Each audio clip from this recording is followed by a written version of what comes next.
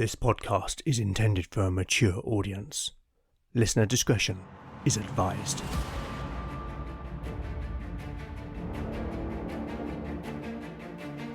Welcome back to Legend of the Bones. Following in the footsteps of giants, Legend of the Bones is a chimera. A mix of old-school tabletop RPG and dark fantasy storytelling.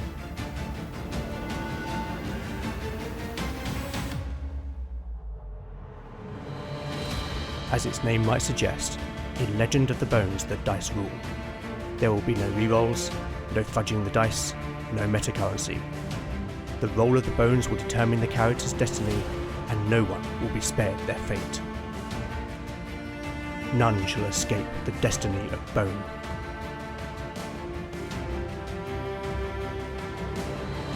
Last time on Legend of the Bones, the party, guided by the dwarf Torsten, travelled to the Four Rivers Mine to seek out and destroy the evil which plagued it. On arrival, they found the area around the mine to be completely abandoned, and the entrance boarded up. The party proceeded to enter the mine, and guided by Torsten, they made their way to a large natural cavern in which a river ran through. After resting for a short while, the party continued on until they reached the point where Torsten's brother, Tostig, was killed, a place where the miners had broken through into a cavern. Here Torsten mourned over the body of his brother, but his grief was interrupted when Valen's lantern attracted a group of zombies.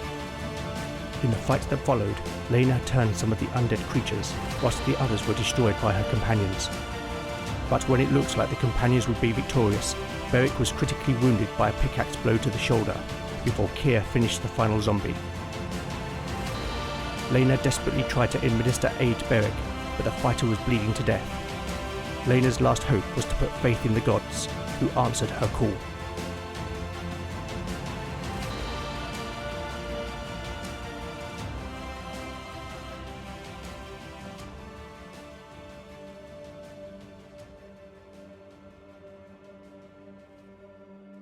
Chapter 11, Part 1, Day 18, Evening. Party status: Beric, 17 out of 17 hit points. Lena, 10 out of 10 hit points. Keir, 7 out of 7 hit points. Valen, 7 out of 7 hit points. Torsten, 8 out of 8 hit points. Spells available: Valen has memorized Push and Shield. The atmosphere in the cavern was palpable. Several minutes passed. The only sound to interrupt the deafening silence was the breathing of 5 people. Keir, Valen and Torsten stood dumbfounded at the miracle they had just witnessed, whilst Beric, who was standing, was instinctively rubbing his shoulder as if to massage away some pain, though he felt none. The big man looked at Lena, whose face still wore an expression of sublime exultation. "Lena," Beric began, "you saved my life." Lena turned and looked directly at the warrior, her gaze steady, and Beric saw in the cleric's green eyes a newfound wisdom and an unbreakable conviction. "It was not I that healed you, Beric," the cleric said. "I was but the beacon. The hand that lit the flame was our Lord Solon. It was by his divine grace that you are restored." I don't understand," Beric responded. "I have heard them, Beric, and now I know their plan for me. I know my purpose." The cleric looked at the rest of the companions in turn before resting her eyes upon Valen. "To root out heresy." The mage had a look of startled dismay as Lena's words hung in the air, and for a moment there was an uneasy silence. Then the cleric's expression changed. It softened, and her face once more became that of the woman they had come to know.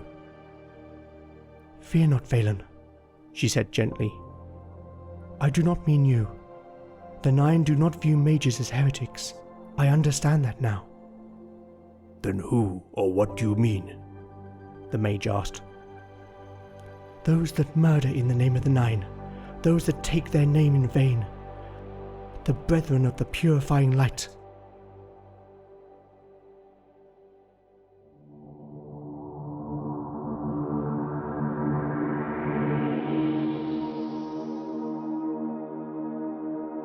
So Lena has finally received the Word, which marks her as a true cleric, and as having the favour of the gods, who may now answer her prayers for miracles.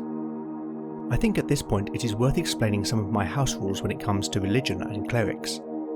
Just like mages and spellcasting, receiving a miracle from the gods is not automatic. As mentioned in episode 10, clerics are not required to select miracles at the start of each day. Rather, they can pray for miracles at the point of needing them as per their level. In order to pray for a miracle, the cleric must pass a successful wisdom check, and just like spellcasting, a critical success or failure, a roll of 1 or 20 respectively, will have additional consequences. I have defined this in a custom Great Blessing and Wrath of the Gods table, which you can find at legendofthebones.blogspot.com. I rolled Lena's first ever prayer check off mic, and amazingly I got a 1. A critical success. I subsequently rolled a d6 on the Great Blessing table and got another 1, which indicated that the effect of the miracle was doubled. The miracle Lena prayed for was Cure Light Wounds, which restores d6 plus 1 hit points. I rolled a 5, resulting in Beric being restored to full health. Sometimes in role-playing games you get those moments where everything slots into place, like the dice have a mind of their own and are itching to tell a story. This was one of those moments. But when I rolled that 1, it gave me shivers down my spine.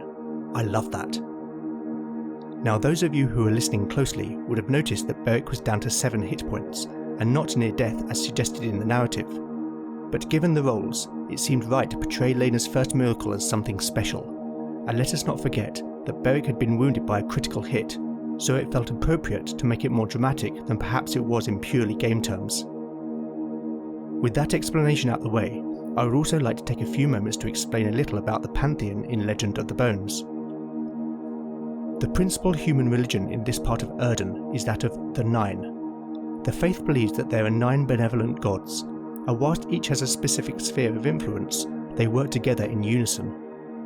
It is a matter of debate amongst scholars and priests as to whether the 9 are different gods or simply aspects of one god.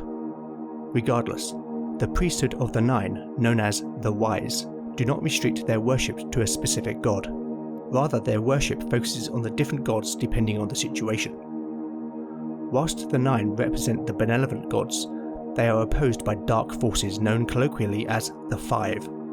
As with the 9, it is unclear whether the 5 are different deities or aspects of a single dark god. The 5 are represented by an inverted pentacle, and as such, this symbol is often used in black rituals. So far I have mentioned 3 of the gods. Solon, the god of the sun, fire and light, the giver of life. Solon is represented by the central hub of the wheel, which is the symbol of the 9, and it is no coincidence that the spokes of the wheel symbolise the rays of the sun. It is Solon that connects the other gods. Erda, the goddess of the earth, fertility and nature. And I have also mentioned one of the 5, Mordgren, the lord of hell, forbidden knowledge and darkness. I think that is enough lore for now. If you are interested, you can find more at legendofthebones.blogspot.com. Okay, let's get back to the story.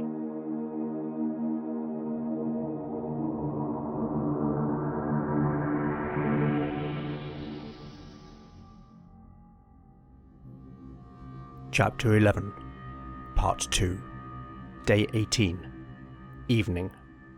Party status: Beric, 17 out of 17 hit points. Lena, 10 out of 10 hit points. Kia, 7 out of 7 hit points. Valen, 7 out of 7 hit points. Torsten, 8 out of 8 hit points. Spells available: Valen has memorized Push and Shield. The companions had moved on from the smaller space where the miners had broken through, and now found themselves in a sizable cavern which was possibly part of a larger natural cave system. The space in which they now stood was vast, and no far wall could be seen beyond the range of the lantern light, nor Torsten's dwarf eyes, though a wide central column was visible. The ceiling also could not be seen clearly, at least by lantern light, indicating that it was at least 40 feet in height. As the party ventured further into the chamber, it became clear that whilst ostensibly natural, the cavern showed signs of stonecraft. The central column, which was approximately 20 feet wide and half as much deep, had been shaped so that the whole column was cuboid, and all around, roughly 3 feet from the base, were a series of recesses, each around 6 to 7 feet in length and 2 feet high. The recesses were empty, save for the occasional clay jar or pot, and some were draped in sheets of linen, stained and disintegrating with the rot of time. Valen moved closer with the lantern. "These are not just caves," the mage said. "It is a tomb." "A tomb?" Beric asked.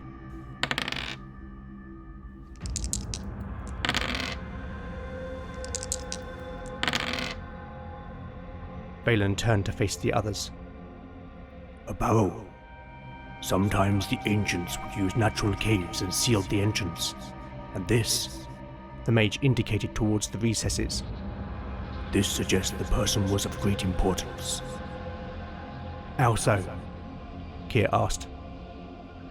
"This person was not buried alone. These recesses would have been for the bodies of slaves, sacrificed to accompany their master in the afterlife," the mage replied. "So where are they now?" the rogue said questioningly. But before Valen could reply, Keir held up his hand and cocked his head. The rogue brought a finger up to his lips, and after a few seconds gestured with a nod of his head towards the left. Beric, Torsten and Lena moved in front, and cautiously the party advanced. As they moved forward, they could all now hear several faint rattling sounds from the darkness, and as they passed the central column, the light from Valen's lantern illuminated the wall ahead. In the centre of the wall was a large arched door, and the surrounding doorway had intricate stonework carved directly into the rock. There was, however, no time for the companions to marvel at this, for standing guard in front of the door, brandishing ancient bronze short swords, were 6 animated skeletons. Entering combat. Those dice you heard earlier was a positive result for a wandering encounter. The skeletons that the companions have disturbed are just 1-hit dice creatures. Now on paper, this should be an easy fight for the party. There was the potential for up to 12 skeletons, but the dice roll was lucky and there were just 6. But if this experiment in solo play has taught me anything, it's that the dice will often do what you least expect, so I'm not counting on anything. The skeletons are armed with bronze short swords, which will do 1d6 points of damage. The skeletons have an armor class of 12, and as with the zombies in episode 10, the skeletons will all have the same hit points. So let us roll those now. A 6. Okay, the skeletons will have maximum hit points. As Keir heard the skeletons, and because the party have a lantern lit, I'm going to rule that neither side is surprised. Round 1. Initiative. The skeletons, a 1. The party, a 5. Keir knocks an arrow and shoots. With his bonuses, Keir needs a 10 or more to hit.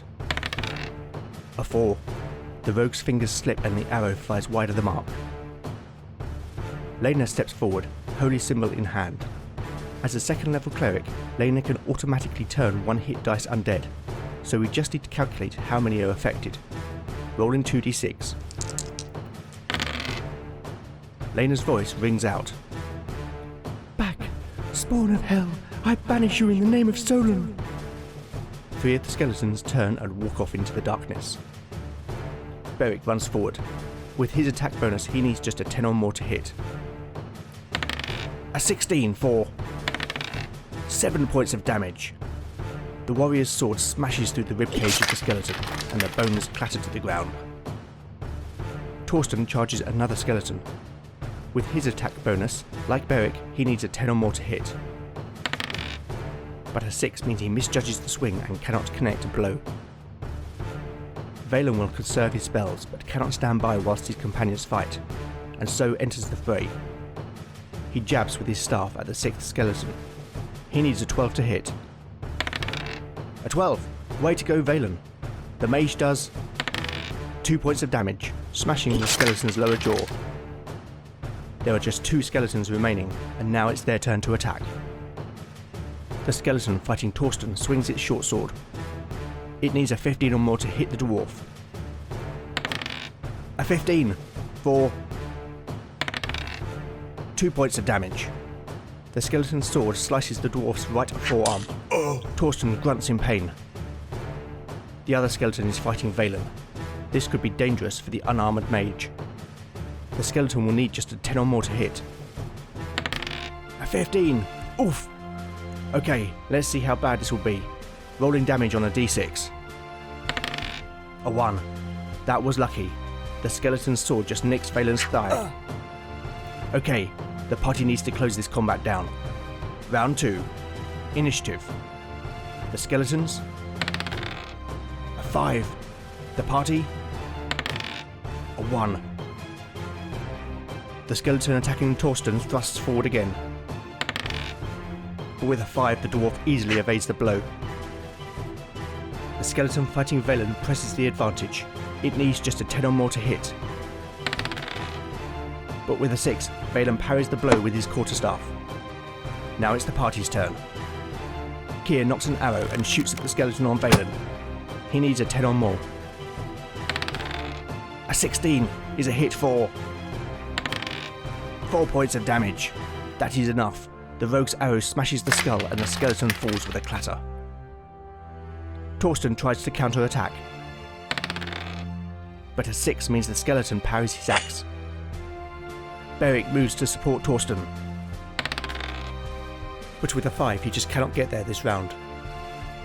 Valen steps out of the fight, but Lena swings with her warhammer.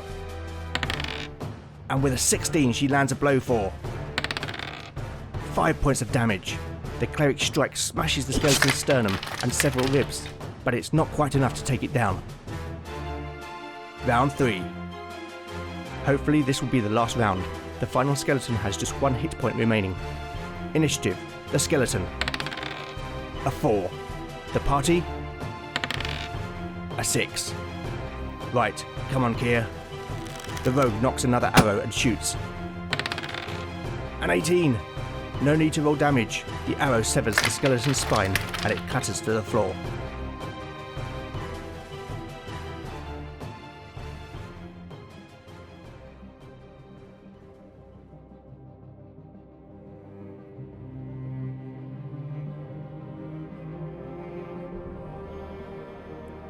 Dramatis Personae. Torsten. Torsten is a dwarf, level 1. At 55 years old, he is still considered relatively young among his people, who can live up to 300 years. He is tall for a dwarf, and well built, standing at 4 foot 2 inches and weighing 160 pounds. His hair and beard are both long and a rich chestnut colour, whilst his eyes are brown like the earth. Torsten and his younger brother Tostig were born in the dwarven city of Vaz Faroon, in the Iron Ridge Mountains. Their father, an engineer, worked in the mines, and it is customary for sons to follow in the footsteps of their sires, so by the time the brothers were 20, they had begun to work alongside their father in the deep shafts beneath the mountain. Unlike Tostig, Torsten was not a quick learner, but where he initially struggled with theory and mathematical equations, he more than made up for with his skill in construction, and over time the brothers became recognised as a competent team. As the elder brother, Torsten always felt responsible for Tostig, who whilst clever, was often impulsive and lacked the practical common sense that is characteristic of their people. So when 15 years ago, Torsten's father and a dozen other miners were killed during a tunnel collapse, which Tostig admitted was due to an error in his calculations, Torsten took the blame for his brother and left Vaz Faroon in disgrace. For a while, Torsten wandered the realm of power and more. Dwarven engineers were highly sought after by humans for their stonecraft, and the dwarf had no difficulty finding work in their towns and cities. Until then, he had no contact with humans, and he quickly became fascinated with the pace at which the Longshanks would build, change, and live their short lives. Eventually, Torsten found himself overseeing repairs at Castle Trevenid, the stronghold of a Lord Conrin. The Lord's son was a precocious youth, and ever keen to watch the builders at work, and Torsten often found himself chastising the boy for getting in the way. On one such day, the Lord's son was playing with a hound as the men were hauling stones up to the ramparts using a crane. Torsten told the boy to stay clear, but when the boy threw a stick for the dog to fetch and the hound refused to retrieve it, he ran under where the stones were being lifted. At that moment, there was a cracking sound as the boom gave way under the weight. Look out! Torsten shouted as he threw himself forward, knocking the boy off his feet as the stones of the broken boom crashed to the floor. And the dwarf knew only darkness.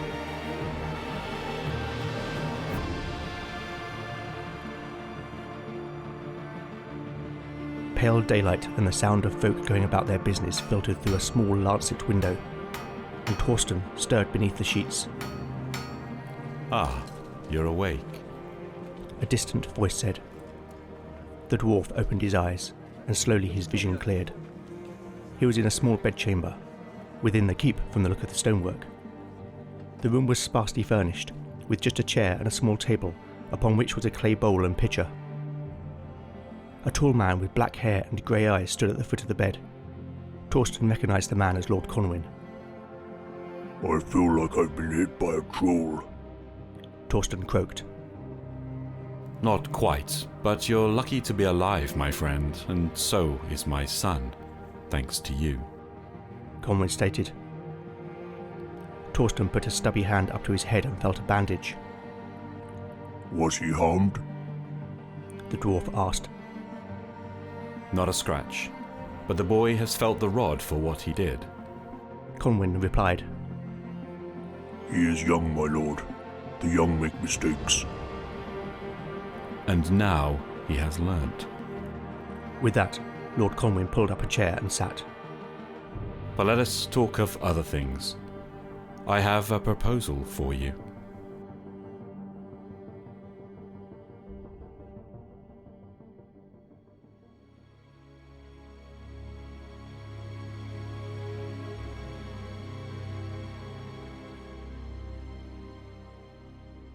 Chapter 11, Part 3, Day 18, Evening.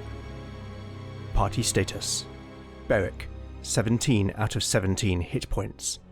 Lena, 10 out of 10 hit points. Kier, 7 out of 7 hit points. Valen, 6 out of 7 hit points. Torsten, 6 out of 8 hit points. Spells available. Valen has memorized Push and Shield. The light from Valen's lantern flickered, causing shadows to dance across the intricately carved stonework of the doorway as the mage inspected the relief. After the fight with the skeletons, the companions had explored the rest of the cavern and found 2 tunnel exits, one in the west wall and the other in the south, as well as the doorway in the north wall before which they now stood. Torsten had surmised that the tunnels were part of the natural cave system, and that at least one, probably the west path, would lead out to the surface. The others now kept watch, for whilst several of the skeletons, like the zombies before them, had fled from Lena's holy symbol, the companions felt all too uneasy that they might return. Behind them, they could hear Valen muttering to himself in his native tongue as he studied the stonework of the doorway. The relief seemed to depict a number of scenes, as if to tell a story or a legend, or perhaps it was the record of events that may have passed, but it was impossible to know for sure. After a little while, Valen addressed his companions. I believe this tells the story of the one who is interred here. See here. It begins with a man mining the earth. See the pickaxe he carries, and look. He finds what appear to be 5 jewels. Valen pointed at the stonework.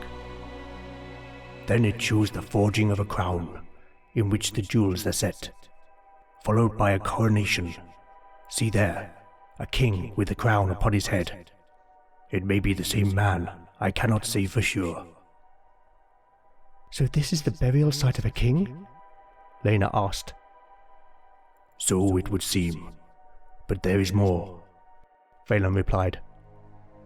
What follows shows events and things that characterize this king's reign. War.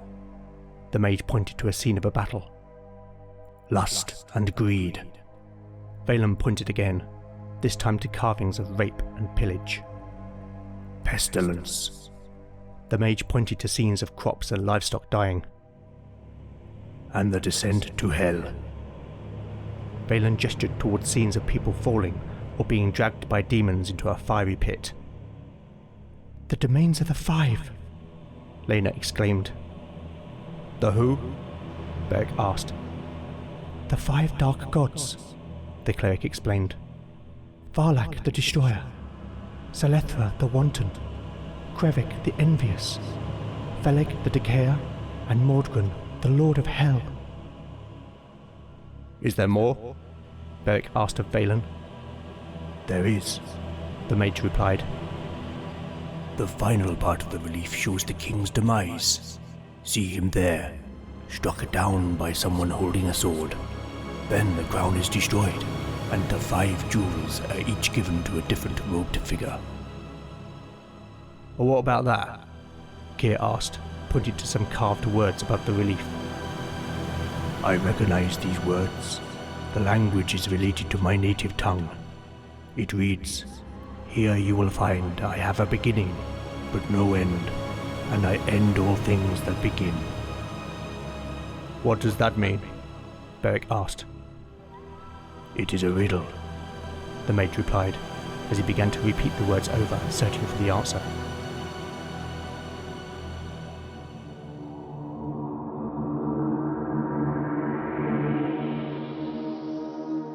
I am sure that some of you will either know or easily solve the riddle, but let's see whether Valen can.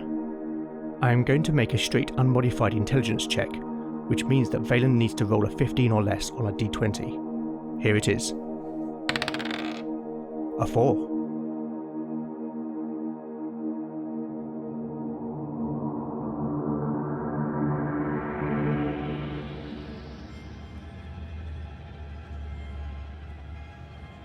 Valen's brows were knotted as he considered the riddle. Then after a few moments, a look of understanding crossed his face.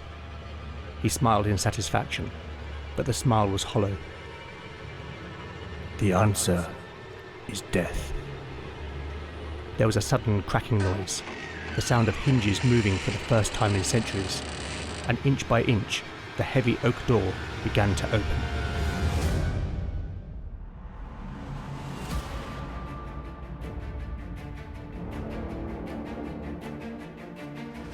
Thank you for listening to Legend of the Bones. If you like what you've heard, then please consider giving it a 5-star review in your podcatcher of choice. Every review helps the show reach new listeners. You can also help by liking or retweeting new episode announcements. If you think that you would like to give voice acting a go, or would like to participate on the show, then please get in touch. I only have a couple of requirements. Firstly is that you're a fan of the show. I guess that goes without saying if you're listening to this right now.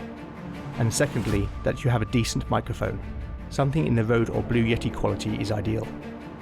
Talking of voice talent, I would like to thank Che Webster for giving voice to Lord Conrin. Che is the host of the excellent Roleplay Rescue podcast, which I cannot recommend highly enough. So much so that I am a patron. If you haven't given Roleplay Rescue a listen, you really should. Plus I did an interview with Che for season 11. I would also love to know what you think of the show, and I do respond to every message I receive. So with that in mind, you can contact me on Twitter at LegendBones, Instagram at LegendOfTheBones, email at legendofthebones@gmail.com, or go to legendofthebones.blogspot.com for show notes, character profiles, maps and more. Join me next time to find out what awaits our adventurers as the bones decide their fate. None shall escape the destiny of bone.